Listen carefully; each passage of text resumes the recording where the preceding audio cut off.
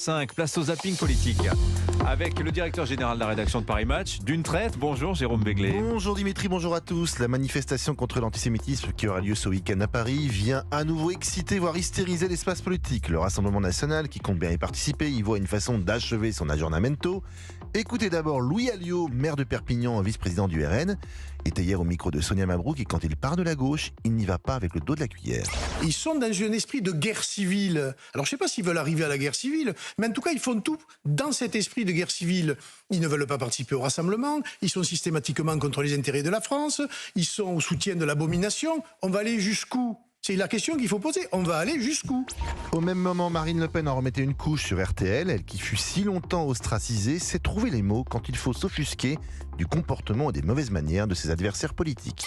Les propos qui sont tenus systématiquement à l'Assemblée nationale par les députés de la France Insoumise, je vous assure que c'est renversant parce que je pense que les Français ont enfin pris conscience qu'il y a des gens élus en France aujourd'hui qui soutiennent les terroristes islamistes.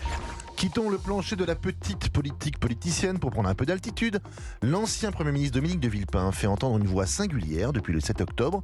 Il ne trouve évidemment aucune excuse au Hamas, mais il veut aussi dire ses 4 vérités à Israël. C'était sur France Info.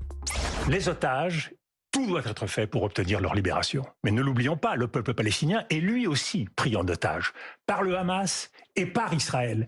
Et le Hamas, nous le savons tous, n'a que peu à faire du peuple palestinien. Donc dire au Hamas, on ne libérera pas, on ne lèvera pas le siège, on n'aura pas de trêve humanitaire tant que les otages ne seront pas libérés, c'est un dialogue de sourds. Sur la même chaîne, Manuel Valls, un autre Premier ministre, lui répond avec fougue et une pointe de colère. Ils ont tué, bon sang, ils ont tué 40 de nos compatriotes.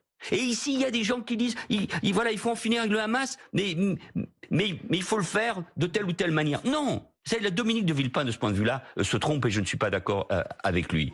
Vous savez, Dimitri, que j'aime bien terminer les zappings avec des propos qui nous élèvent un petit peu, qui nous font réfléchir. Alors écoutons Delphine Horviller, l'une des rares femmes rabbins françaises, qui dit on ne peut plus clairement à Pauline de Malherbe sur RMC et BFM TV de quoi l'antisémitisme est le nom.